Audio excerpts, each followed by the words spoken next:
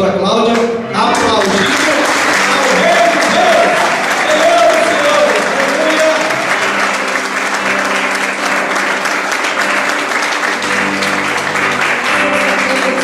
Para mim você fez bonito, mas a gente pode fazer melhor o nosso Deus. Fecha os teus olhos, aplauda ele.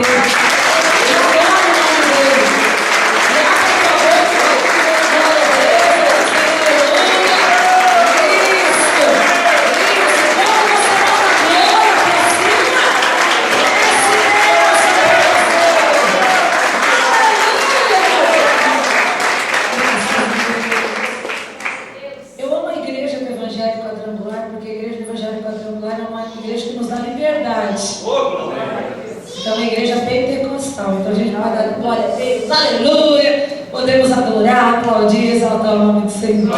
Boa noite, queridos, paz seja convosco, prazer poder estar aqui com vocês, e que realmente essa noite seja uma noite muito especial para a nossa vida, que nós possamos entender a voz de Deus e aquilo que Deus tem para nós, amém? Eu quero que você abra a tua Bíblia em 2 Crônicas, capítulo 20. Oh, glória a Deus. 2 Crônicas, capítulo 20.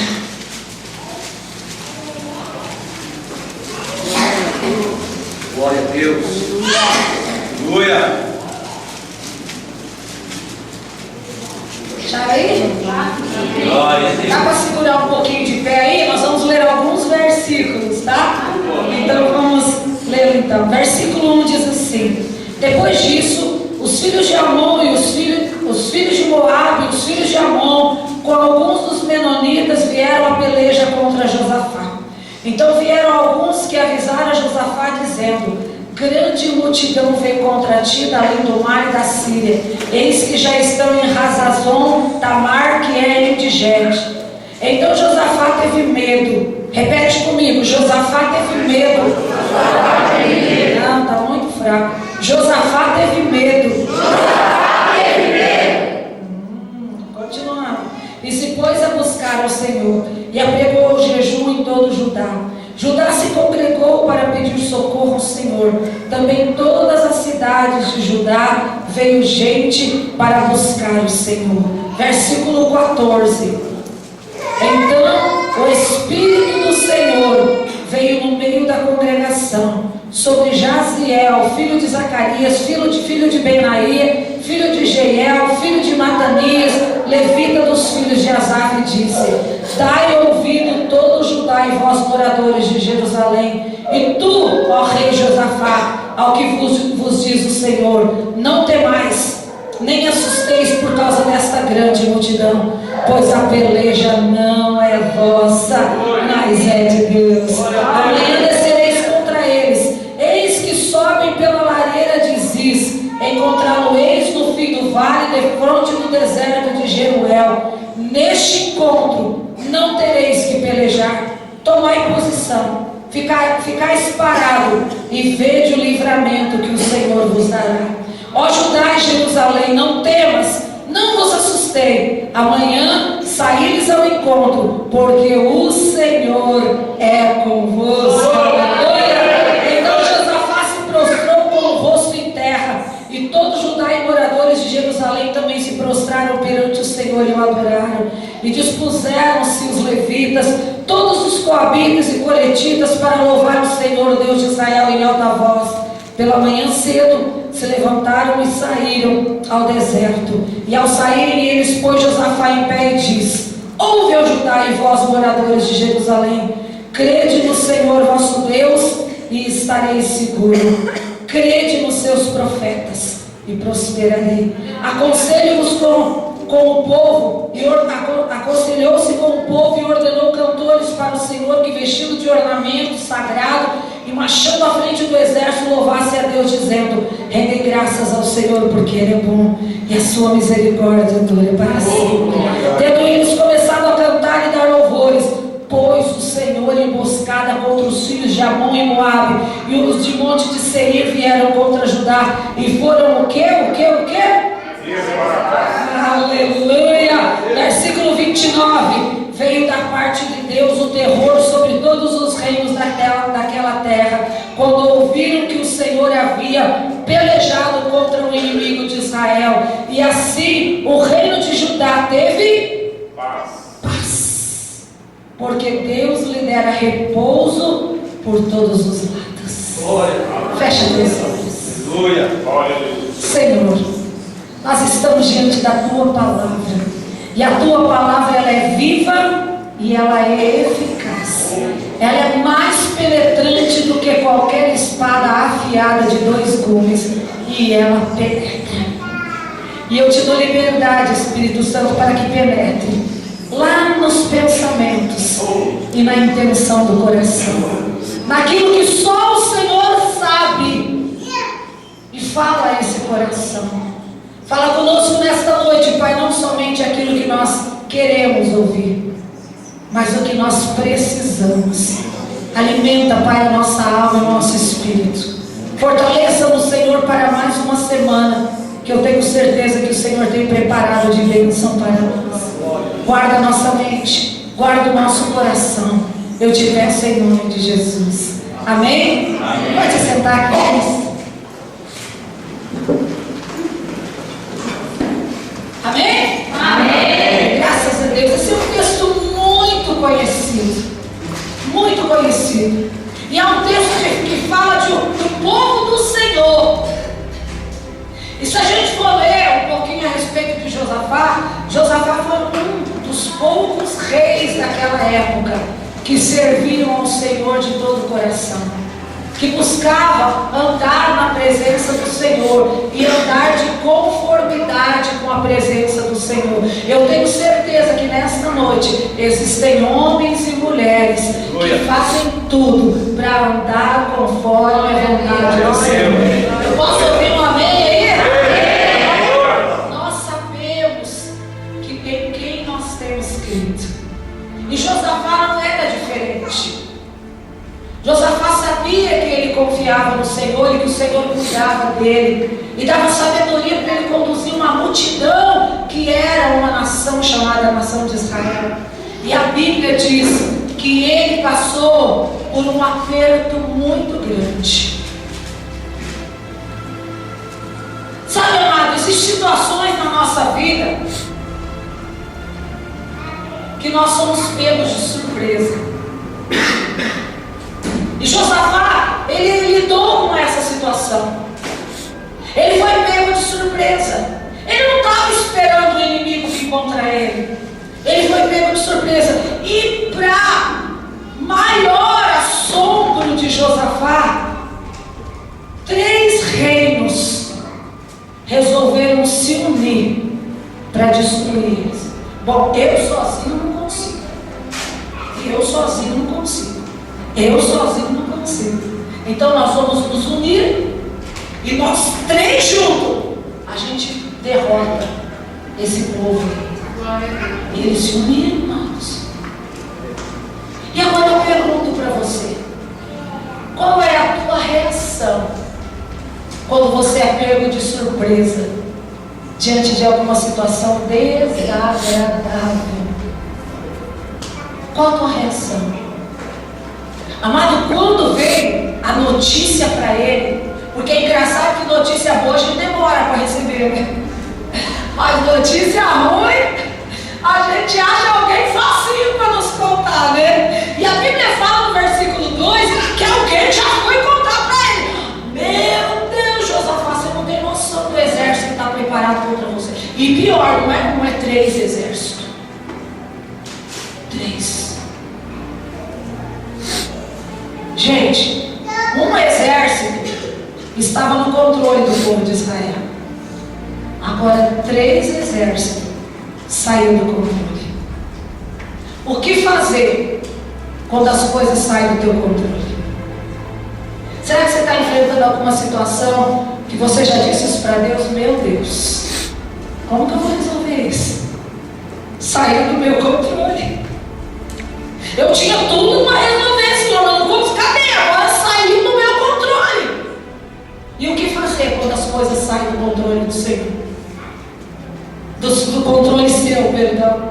O que fazer quando as controle. Você estava com tudo controlado. Nossa, minha finança está tudo controladinho. Olha, o dinheiro vai dar certinho. De repente, no meio do mês acontece alguma coisa, você fala, meu Deus, vou ter que catar esse dinheiro para cobrir aqui. E agora, como que eu vou resolver esse pedaço que vai ficar em branco? Saiu do controle. E uma coisa que eu acho interessante, querido, que quando a gente é pego de surpresa, a gente é humano. Dá uma beliscadinha bem de levezinho no teu irmão. Ele é humano? Ele é humano? Ele é humano? Nós somos humanos, queridos. E Deus entende a nossa humanidade. Sabe por quê? Eu fiz vocês repetir. Quando ele soube da notícia, ele teve medo. 3 exércitos, gente. E agora? Eu vou fazer o quê?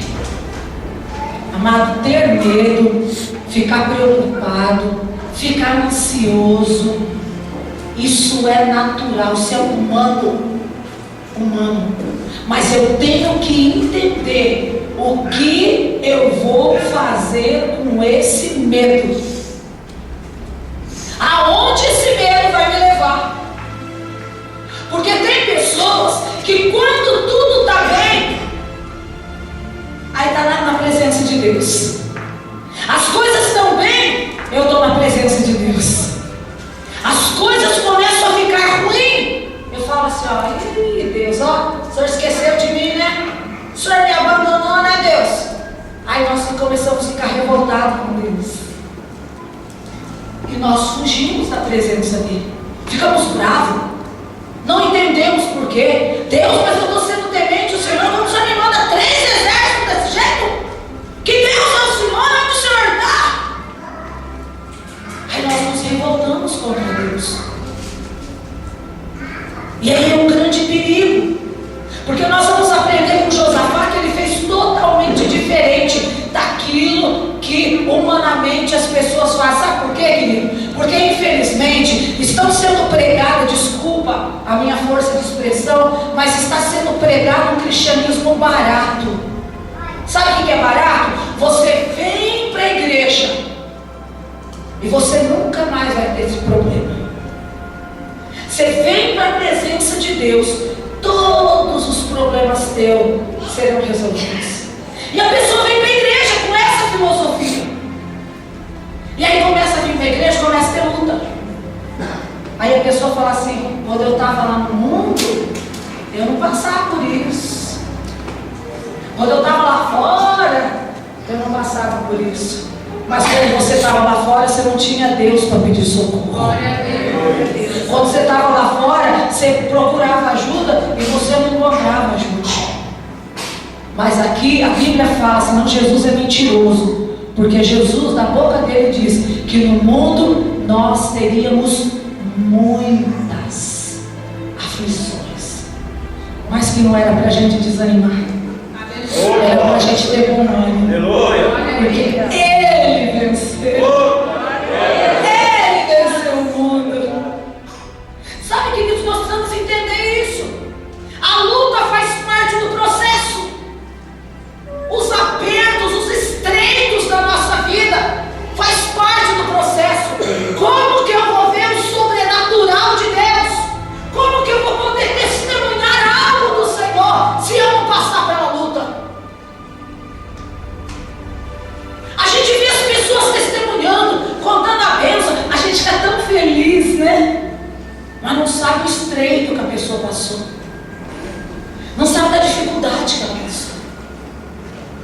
Para você ter vitória, muitas vezes você tem que passar por coisinhas estreitas, por momentos difíceis. E foi isso que aconteceu com Gideão. Na hora que ele foi impactado com a notícia, a Bíblia fala que ele teve medo.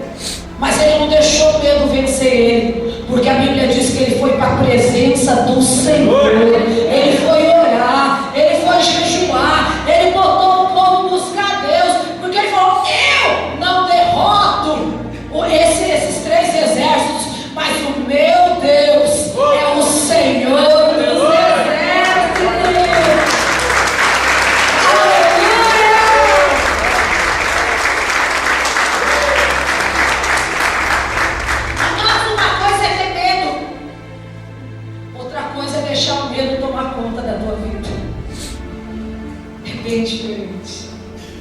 E ele foi buscar Deus. Querido, você está passando por dificuldade? O teu caminho é buscar o Senhor, porque a resposta para você vem dele. Eu passei por uma situação na minha vida que eu perdi o controle. Eu perdi o controle. Eu não consegui controlar. Porque se você tem uma dor de cabeça, você toma uma dor, você toma um dipirona, você toma um paracetamol, você toma um Dorflex, sei lá, qualquer coisa, você tem controle da dor de cabeça.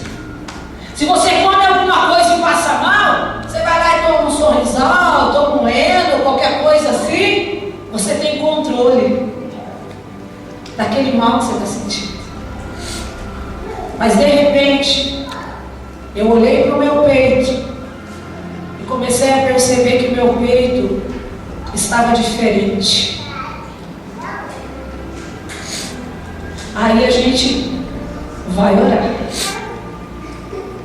E de repente eu comecei a perceber que meu peito começou a ficar deformado.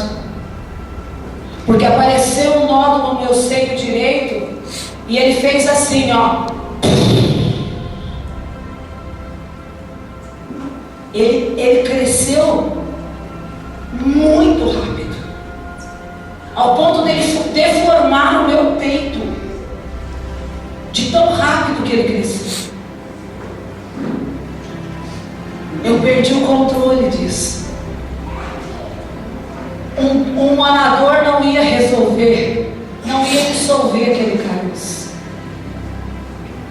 Um paracetamol não ia dissolver aquele caroço. Eu perdi o controle da minha saúde. Fui no médico. Aí, como eu sabia que era um nódulo, falei, eu vou no lugar certo. Que as pessoas têm um pouco de pavor e medo, porque às vezes o medo não faz a pessoa enfrentar. Aí ela vai em qualquer lugar, menos aonde tem que ir. E eu falei, já que apareceu esse nódulo, seja bom ou seja ruim, eu vou no lugar certo. Eu fui para Opecam. Liguei para lá e falei assim, ó, eu quero um mastologista, um médico que cuida das mãos. O que você tem de médico bom? Doutor Emerson. Então me marca uma consulta com ele. Fui consultar com o doutor Emerson.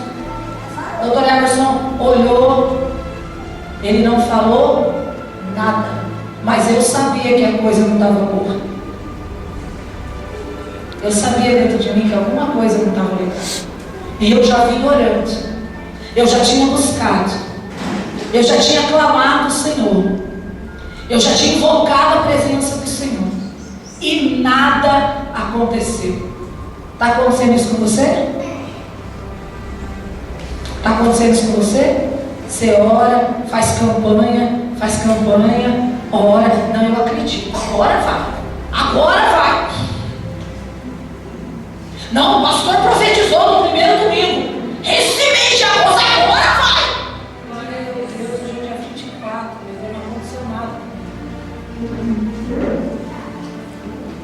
Você ora, você acredita, você crê. Eu prego cura. Eu já coloquei a mão sobre a vida de pessoas que foram curadas na hora. Aleluia. E de repente, eu oro para mim e nada acontece. Deus fechou a boca. Ele não falava comigo. Eu ouvia as mensagens, não, hoje Deus vai falar comigo. Quer ver? Ele vai dizer, ele vai me curar. Quer ver? Nada. E aí? Será que Deus se fez surdo para as tuas petições? Fiz a biópsia. E quando eu fiz a biópsia e fiz a mamografia também, com muita dificuldade, porque meu seio estava totalmente deformado, gente. Só quem viu, você viu, né, Vá, meu peito? Só quem viu sabe como estava deformado meu peito do mal. Foi assim, ó. Fiz a mamografia. E quando eu cheguei no médico, um tempinho depois, foi uns 15 dias depois, o médico falou, olha, Cláudia, infelizmente, você está com câncer de terceiro grau. O que é um câncer de terceiro grau? O câncer de primeiro e segundo grau, a recuperação é mais rápida, é fácil, não é tão agravante. O de terceiro grau, o câncer tem 4 graus. O de terceiro grau, ele pode ser evasivo e ele pode não ser evasivo. O que é isso, pastora? Ele pode estar mais que em um lugar. Então, eu corri o risco, deu o diagnóstico, deu da biópsia, do câncer não estar só no peito. Ele poderia estar no útero, ele poderia estar no fígado, ele poderia estar no rim, e ele poderia estar nos ossos, que foram os lugares que o médico disse que iria o câncer. Sabe quando a gente fala da raiz? O câncer podia estar enraizado.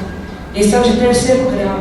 E quando a pessoa é diagnosticada com câncer de quarto grau, então contestado, é isso aí. Que está mais de um lugar. Que está em mais de um lugar. De repente, no caso, meu caso podia estar no meu peito, no meu pulmão, no meu peito, no meu rim, no meu peito, no útero. Aí ele falou, então, Cláudia, antes de qualquer coisa, nós vamos ter que fazer uma bateria de exame. E lá vai eu, gente, fazer cintilografia óssea, para ver se o câncer não estava no osso. Tem que enfiar uma injeção aqui, tomar um negócio esquisito, para poder entrar numa máquina, para aquela máquina fazer tchum. E cada paradinha da máquina, porque ela parava.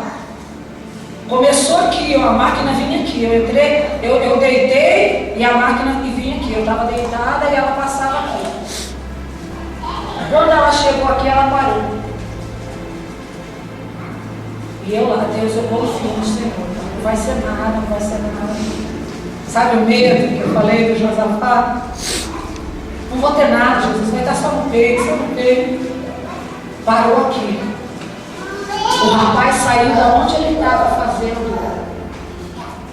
Chegou perto de mim e falou assim: faz tempo que você fez a manutenção no teu dente? Porque eu uso aparelho, né? Falei, uns 15 dias mais ou menos. Então tá bom. Voltou e continuou fazendo exame. Eu falei, meu Deus, será que tem alguma coisa na minha boca, Jesus? A máquina continuou descendo, foi descendo. Chegou no meu quadril. No meu quadril ele parou de novo a máquina. Foi descendo. Quando chegou no meu pé, parou de novo. Ele volta para mim. Senhora, a senhora tem dor no calcanhar? Não. No calcanhar, não. Então tá bom. Irmão, isso é agonia, mas isso é agonia. E aonde está Deus nesse negócio? Cheguei, levei o resultado, fiz tomografia, né, para saber se o tumor não estava em outro lugar. Um montão de exame. Chegou lá. Quando o médico foi olhar,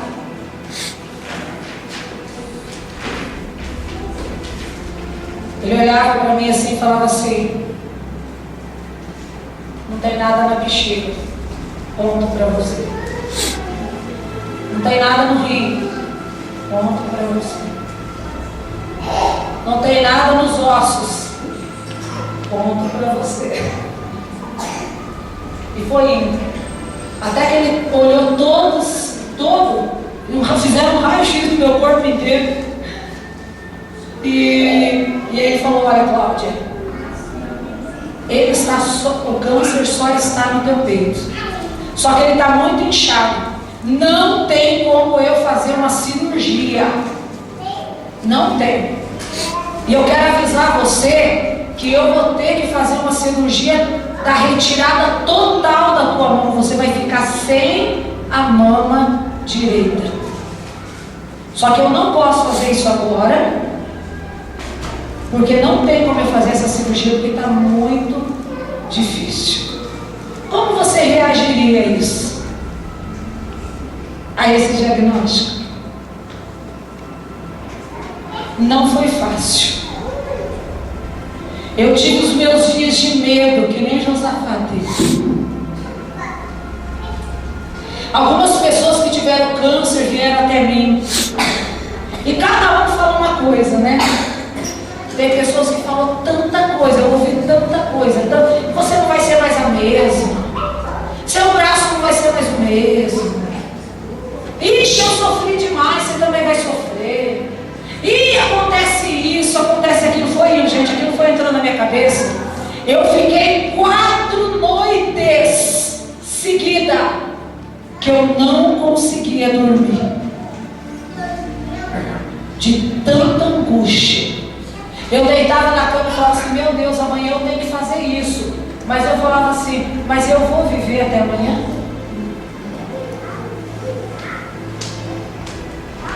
Meu Deus, a semana que vem tem que fazer isso na igreja. Mas será que eu vou viver para isso? Olha a angústia. E eu chorava. E uma dessas noites eu saí do meu quarto para deixar o meu esposo dormir. E as minhas madrugadas eram orando: Deus, eu acredito que o Senhor pode fazer um milagre. Eu acredito, eu acredito, eu acredito que o Senhor pode fazer um milagre. E o doutor falou assim: Cláudia, você vai ter que entrar no tratamento de quimioterapia. E você corre o risco de perder o teu cabelo. Eu falei: então tá. Vamos lá, vamos ver de onde vai isso. Mas o meu aval, a minha última assinatura, quem dá na minha vida é Deus. Aleluia. E aí, queridos, você servir a Deus quando tudo vai bem, é muito fácil. Quando você tem tudo, é muito fácil. E eu comecei o tratamento. Como eu falei para vocês, até então eu não consegui ouvir a voz de Deus. Eu fui fazer o tratamento, porque nós somos humanos, Deus colocou os médicos, nós acreditamos na medicina também. E eu fui fazer o tratamento, aquilo que me cabia fazer. Aí, queridos, a segunda quimioterapia que eu fiz, quando eu cheguei em casa, que eu fui tomar banho, que eu entrei debaixo do chuveiro, quando eu coloquei a minha cabeça debaixo do chuveiro, que eu fui passar a mão assim para lavar, quando eu passei a mão, saiu um feixe desse tamanho de cabelo. Aí eu fui fazendo assim, foi caindo. O ralinho ficou todo preto de cabelo. Quando eu saí do chuveiro, que eu olhei no espelho, eu estava só com umas mechinhas de cabelo.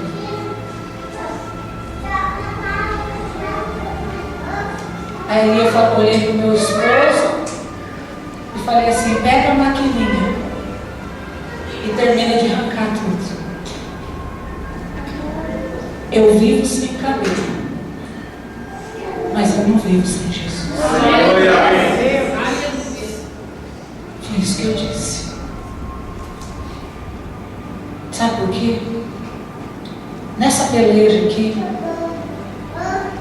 eles foram clamar ao Senhor, o Senhor respondeu. Sabe por quê? Deus, ele tem a hora exata de responder. E Deus falou comigo. E Deus disse assim para mim: Cláudia, porque eu questionava, porque o pessoal falava assim, os cristãos falavam assim para a gente: ó, quem tem câncer é porque cometeu pecado. O câncer é fruto de pecado. Vocês já ouviram isso? O câncer é fruto de mágoa no coração. Eu já ouvi isso. Ouvi tanta coisa. O câncer é por causa disso.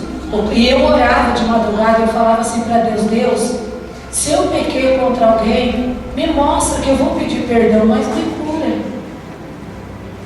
Eu não quero ficar com pecado dentro de mim. Deus, se eu estou magoada com alguém, me mostra que eu vou consertar com essa pessoa, mas eu quero ser curada. Eu falava isso na madrugada. E Deus não respondia nada. Deus estava em silêncio. Até que num dia Ele falou comigo. Querido, eu não sou essa pessoa, longe de mim ser essa pessoa, mas Deus usou ela como ilustração para me encorajar na batalha que eu ia enfrentar. Deus disse assim, eu falava, Deus, o que eu fiz?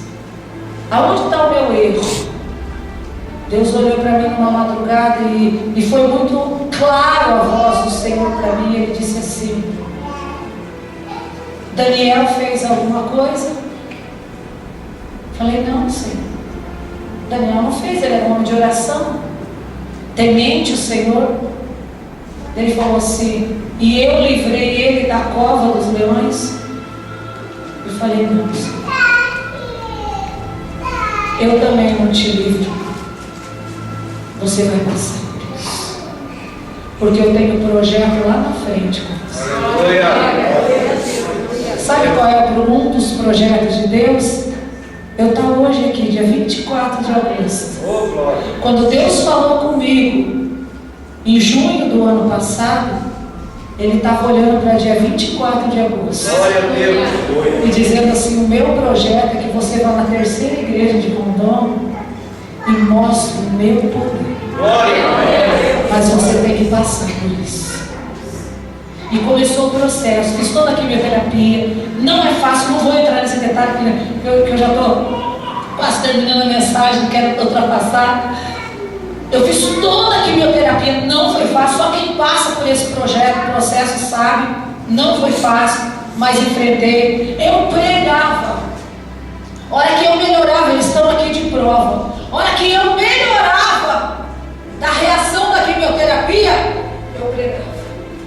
Glória a Deus. Glória a Deus. E eu falava para o Senhor, enfermidade nenhuma me tira do altar, Senhor. Porque eu continuo pregando que o Senhor Jesus cura. Eu continuo com cabelo, sem cabelo, doente, com caroço, sem caroço, eu continuo dizendo que Jesus cura. O Senhor não vai mudar, Senhor, na minha vida. Aí, queridos, de repente o nódulo começou a diminuir. Mas de repente, ele começou a murchar. E uma vez uma pastora chegou, a pastora Iani, vocês conhecem ela. Ela chegou para mim e falou assim, pastora, eu tive uma visão com você. E pensa numa mulher de oração. Às vezes ela vai para a igreja às 7 horas da manhã e ela fica lá até 6 horas da tarde, ela não sai da igreja orando. Ela é uma mulher de muita oração. E eu criei naquela palavra dela. Porque muita gente falava assim, pastora, você não vai passar por isso. Deus vai te dar livramento. Só que Deus já tinha me falado que eu tinha que passar. Mas eu nunca me levantei contra ninguém, fiquei na minha. Aí ela disse assim para mim, pastora, eu te vi na OPECAM. Eu te vi você deitada na cama da OPECAM. Só que o médico tirou um negócio bem pequenininho do teu peito. Parecia assim uma árvorezinha desse tamaninho, assim. Eu lembro que ela falou assim para mim, desse tamaninho. O nódulo, quando eu comecei o tratamento, ele tinha 8 centímetros. 8,4, ele era muito grande. O médico ainda disse que ele acha que tinha isso, porque ele mediu meio, porque não tinha como medir. E aí começou a diminuir, e eu ainda estava com o diagnóstico que eu ia tirar toda a minha mão. Aí, meus amados, quando chegou o dia da cirurgia, que uns dias antes, eu conversei com o médico cirúrgico, o Dr. Everson, e ele falou para mim, não, Cláudia, nós vamos tirar toda a tua mão, bico do peito, tudo, vai ficar sem nada. E eu orava, acho que eu comentei isso no Chapas Mulheres. E eu orava e falava, meu Deus, mas eu vou ficar tão feia. Falei, Deus, eu te louvo, eu vou pro céu com peito, sem peito, não tem problema. Eu falava assim, mas Jesus, se o Senhor puder, o Senhor pode deixar pelo menos o bico do meu peito, e daí depois eles vão colocar silicone, prótese, né? Porque eu queria colocar 2 anos depois, aí não vai ficar tão feio, Jesus. Você pode pelo menos fazer isso para mim? Aí eu entrei no centro cirúrgico com o diagnóstico que eu ia retirar toda Enquanto o anestesista estava preparando as coisas, meu médico começou a palpar meu peito. Apalpar. Ele olhou para mim, eu deitada, falou assim: Cláudia, eu falei para você que eu ia tirar o bico do teu peito também? Eu olhei para ele e falei: não, doutor. Aí ele falou assim: eu acho que eu vou conseguir preservar o bico do teu peito. E eu estava orando para Deus fazer isso. Quando ele falou aquilo, eu falei: já pode botar anestesia, agora eu estou feliz. Aqui arranca tudo, né? Nada feliz da vida. Fiz a cirurgia. Meu médico é muito sério, mas a profissão dele tem que ser assim. O pastor falou que ele entrou no quarto com um sorriso atrás da orelha. Nossa, foi um sucesso a cirurgia. Papai não contou detalhe, porque não era para te falar. Não contou detalhe, foi um sucesso. Entrei no quarto, a mesma coisa. Ele chegou, nossa, foi um sucesso, foi tudo bem, papapá, fechou. E não me disse nada. Eu estava toda enfaixada. Eu ficava olhando assim, falava: meu Deus, como será que deve ter ficado? Mas ficou muito esquisito assim, né? Eu tentava descobrir como é que tinha ficado. E aí, no outro dia de manhã, a enfermeira falou: nós vamos tomar um banho, tá? Eu vou tirar essa faixa, beleza. Quando ela começou a tirar a faixa, que ela tirou a faixa, que eu olhei para baixo, o meu peito estava todo ali. Só tem um cortezinho que mal dá para ver. E o nódulo que era de 8,4, ele veio para 1,3. Você quer saber onde está o milagre, pastor, da cirurgia? Vou te contar um milagre agora. Cheguei para o meu médico e falei assim: doutor, quanto que uma quimioterapia reduz o nódulo? Porque eu não queria dar glória para a quimioterapia. Eu queria dar glória para o meu Deus. O doutor olhou para mim e falou assim: Cláudia, com muito sucesso, 30% de um nódulo. O meu nódulo tinha 8 centímetros e ele veio para 1 centímetro. Isso aí é mais de 80% o que reduziu. Então não foi quimioterapia que fez não foi quimioterapia que fez o meu nódulo diminuir. Alguns meses atrás, eu tive um chá na segunda igreja pregando, e tinha algumas mulheres que estavam com câncer, que estavam ouvindo o meu testemunho, e uma delas, ela fez a remoção total do peito, e ela falou assim para mim no final: pastora, eu sou prova disso, porque eu fiz 12 quimioterapia e não reduziu 1 milímetro o nódulo do meu peito, e eu tive que tirar o peito inteiro. Amados, eu entrei no centro cirúrgico, meu médico, ele não me conhecia, ele não estava com o diagnóstico que eu ia tirar todo o peito. Ele podia ter falado assim: vou arrancar tudo, que eu falei que eu ia arrancar mesmo. Mas Deus não permitiu. Deus segurou a mão dele e falou assim: na minha filha, você só faz uma cicatriz para cortar.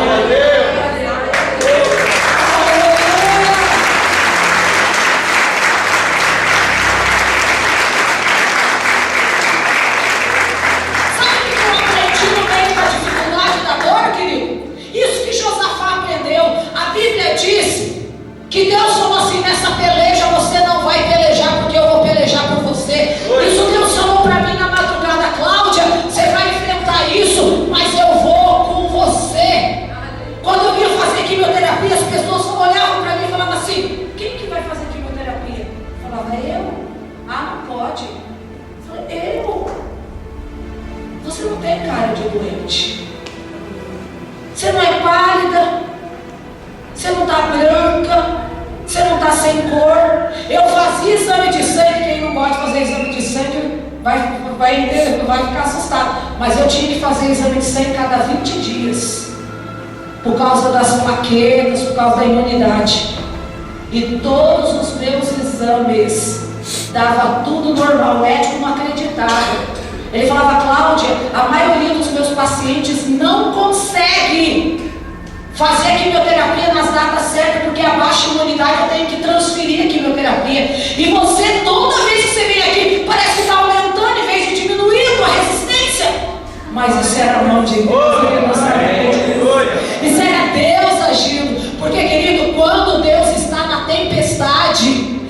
pode ficar tranquilo, porque tudo vai bem, tudo vai bem. Tempestade não dura a vida inteira.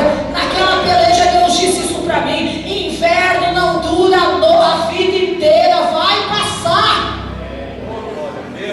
E aí, queridos, Deus falou isso para mim, que falou para Josafá: você só vai louvar. Você pensa que é fácil louvar no meio da dor? Tinha uma canção que foi um marco na minha vida naqueles dias difíceis. Não sei se vocês conhecem, mas ela diz assim: meu mestre Senhor, não me despeças daqui, sem teu toque hoje eu senti. Te imploro, não me deixes ir, pois se eu te tocar, tudo vai se transformar. E o medo do futuro que aflige tanto o meu coração sairá quando eu te tocar. Eu sabia que eu tinha um caixão preparado para mim. Eu sabia que tinha uma sepultura preparada para mim. Mas Deus usou um profeta depois para dizer para mim que os meus adversários foram tombados na cova junto com aquele caixão. É a mesma coisa que Deus pode fazer na tua vida. Enquanto aquele povo estava adorando, o Senhor colocou intriga entre eles começaram a se matar. Quando eles chegaram lá, estava todo mundo morto, porque a peleja não era deles.